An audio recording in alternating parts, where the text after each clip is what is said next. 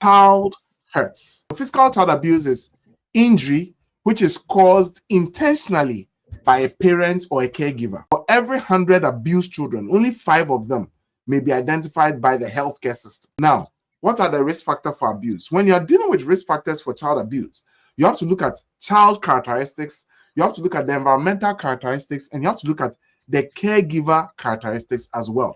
So 3 areas. You want to look at the child, the environment in which the child is growing, and the caregiver. So these are the child characteristics that we need to know. So in the MCQs, we must be able to identify child characteristics that predispose them to abuse. Now, how to remember the risk factors for child abuse? All the risk factors I put there, if you remember this acronym, child hurts, the child hurts, child abuse, child hurts. This is very, very important. So C is caregiver stress.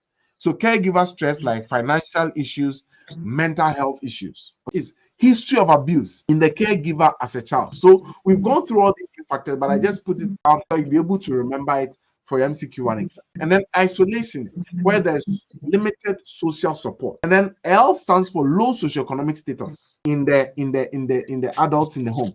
And then D is developmental or physical disability in the child. And H is household instability, where there's frequent moves, divorce in the household. And U is unwanted pregnancy or an unwanted child. And R is recurrent injuries or recurrent ER visits. And T stands for teenage parenthood. And S stands for substance abuse in the caregivers. If you remember this, it gives you a framework to remember all the risk factors for child abuse.